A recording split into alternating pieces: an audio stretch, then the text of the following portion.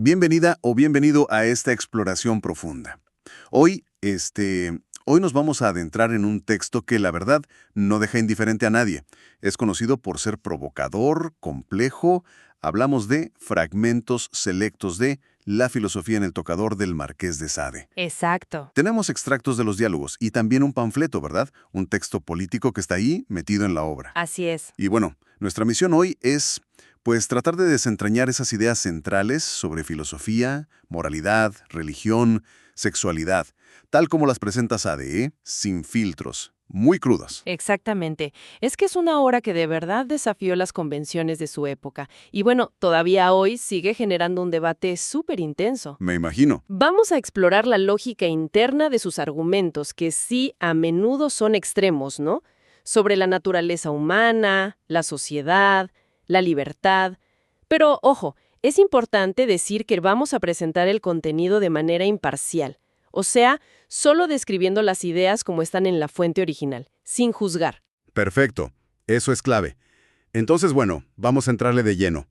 Empecemos por ubicarnos.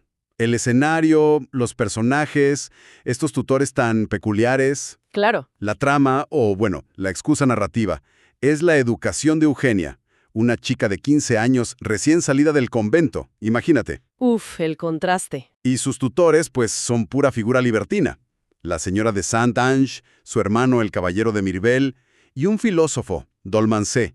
¿Qué onda con ellos? ¿Cómo son? Pues mira, la señora de Saint-Ange, ella misma se describe así, como la más desenfrenada de las mujeres. Su interés es explorar, pero de verdad todos los géneros de placer que te puedas imaginar. Ajá. Incluso habla abiertamente de querer probar la sodomía pasiva con Dolmancé.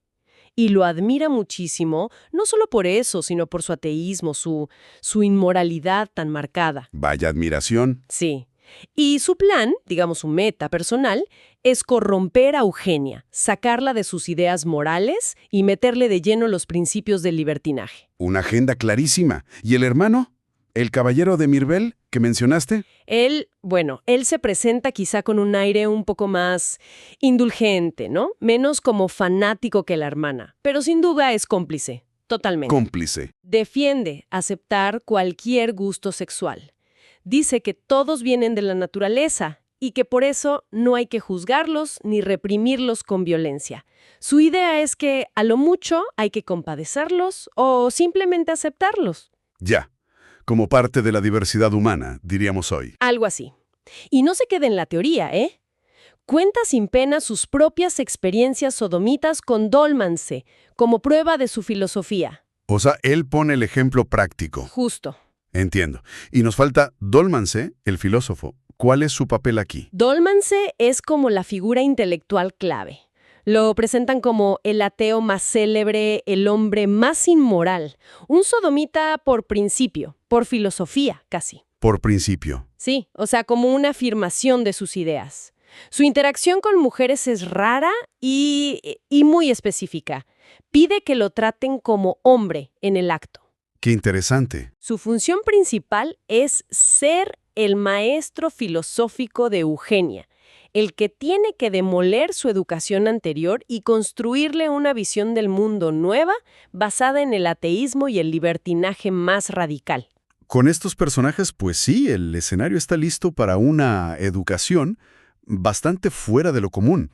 ¿Cómo se desarrolla? Pues esta instrucción de Eugenia empieza justo en el tocador de Saint-Ange, un lugar íntimo que se vuelve, pues, un aula muy particular. Ajá. El texto describe cómo la desnudez, los actos sexuales explícitos, se meten de inmediato, no son algo aparte, son parte de la lección, teoría y práctica juntas. Vaya.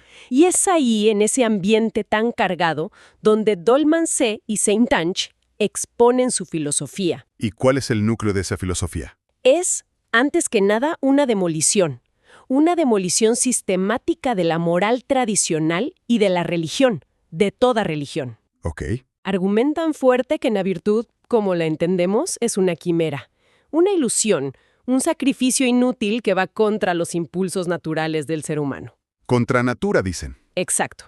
Y la religión, sobre todo el cristianismo, la desprecian totalmente. La llaman un montón de preceptos ridículos, una religión repugnante, así, textual. Aquí es donde la cosa se pone, bueno, más densa todavía, ¿no? Esa crítica a la religión va más allá de solo rechazarla. Uf, mucho más allá. Doyle Monsell, sobre todo él, se lanza una diatriba larguísima y muy argumentada contra la existencia misma de Dios. Contra Dios mismo. Sí, lo llama un fantasma, una creación de la razón humana cuando ya no puede explicar más.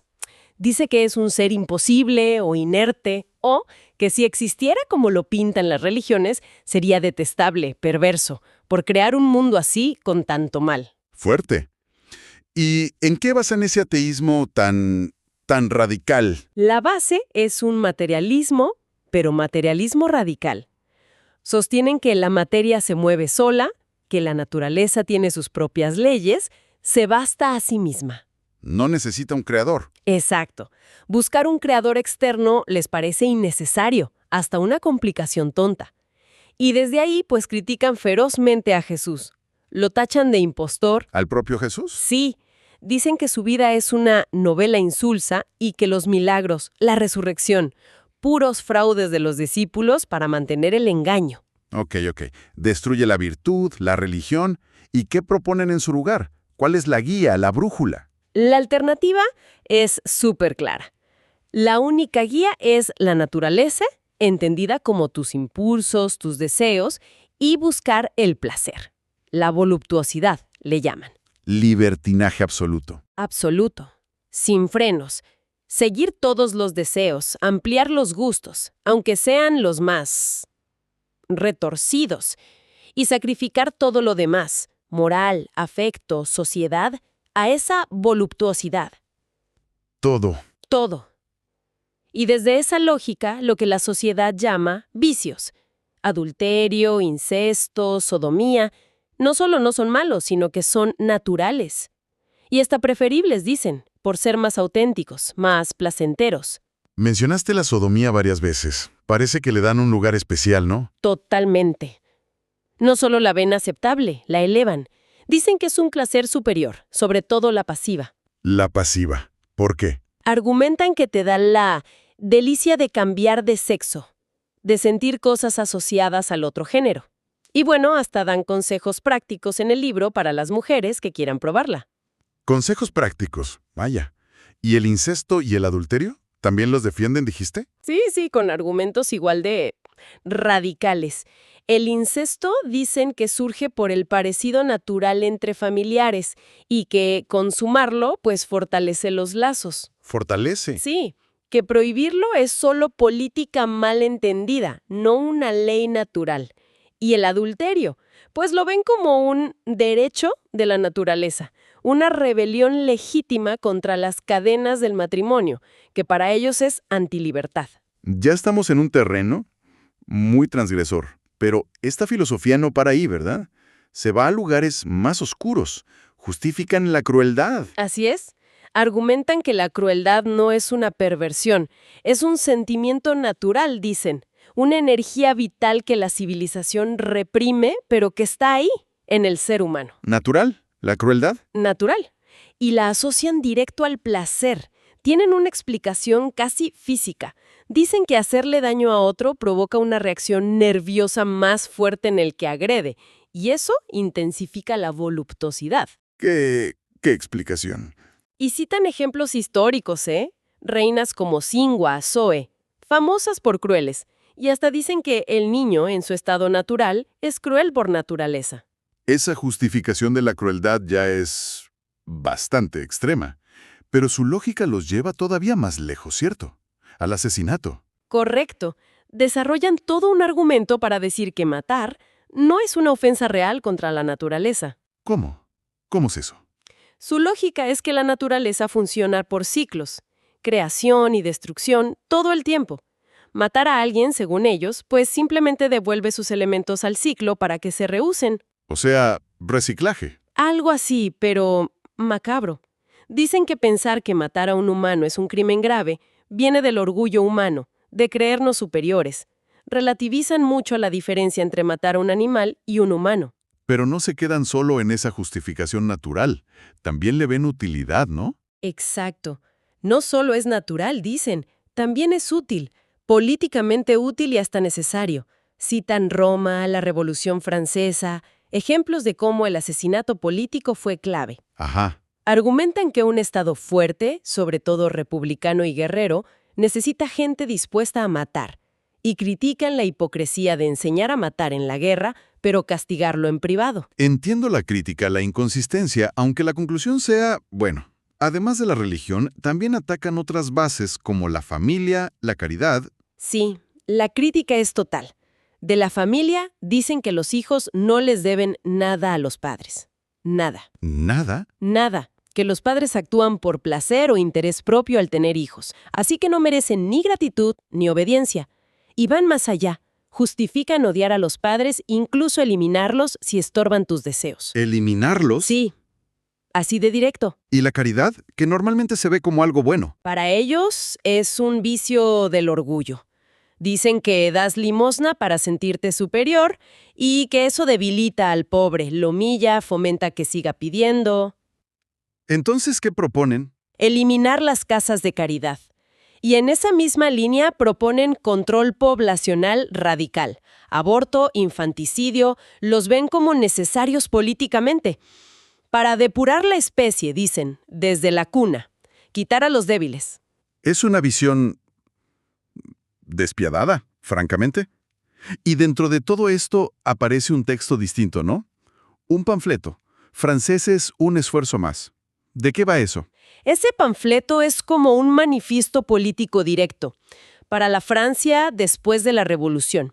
Su idea central es: una república de verdad no puede tener las costumbres viejas de la monarquía y la religión. Necesita un cambio radical. ¿Y qué pide? Pide abolir totalmente la religión. Cualquier religión, pero sobre todo el cristianismo, lo ve incompatible con la libertad, la cuna del despotismo. ¿Y qué propone en su lugar? Ateísmo de Estado. O si acaso volver a los dioses paganos de Roma. Dice que son más para republicanos libres y fuertes. Propuesta radical, sí. Y sobre las costumbres, lo sexual, lo social, en esa república ideal.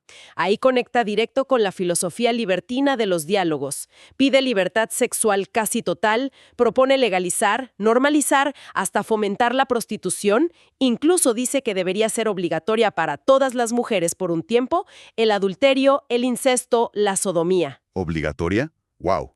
¿Y por qué? ¿Cuál es la justificación política? Dice que la comunidad de mujeres, o sea, quitar la exclusividad sexual y la idea de propiedad sobre ellas, es buena para la república. Destruye la familia tradicional, que ve como foco de egoísmo, y hace que los niños sean solo de la patria. ¿Y la violación? También la aborda. Sí, y la minimiza muchísimo, la compara con el robo. Y dice que robar es peor, porque ataca la propiedad, que para él es más sagrada que la persona. Increíble. Y pide una educación nacional laica, claro, basada solo en principios republicanos, filosóficos, nada de religión. Es todo un programa para una sociedad irreconocible. Y toda esta teoría, esta filosofía, ¿cómo termina en la historia de Eugenia?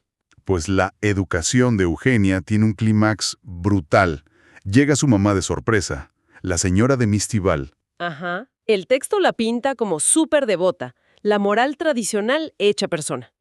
Y llega preocupada por su hija, claro, al ver con quién anda. ¿Y qué pasa? Pasa que aplican la filosofía, literalmente, de forma práctica y violenta. Y ojo, con el permiso, la incitación del papá de Eugenia.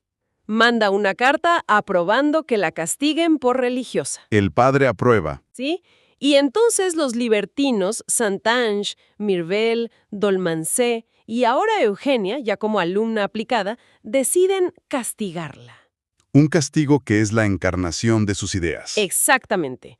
La someten a humillaciones terribles, violencia física, agresiones sexuales, todos, incluida Eugenia, su propia hija, que participa. ¡Qué horror! Es la demostración práctica de todo. Anular la familia, el placer sobre la piedad, la crueldad como goce. Y el final, el clímax de la tortura, es cuando Dolmancé ordena a un sirviente que saben que tiene sífilis, que la viole, para infectarla. Dios mío. Y como acto final, Le ordena a Eugenia que le cosa el ano y la vagina a su madre, para sellar su destino y la victoria de su filosofía. Un final gráfico es poco decir, perturbador, pero sí, viéndolo en el contexto de la obra, es coherente con esa filosofía radical, transgresora, anti todo, que han estado defendiendo. Exacto. Coherente dentro de su propia lógica retorcida.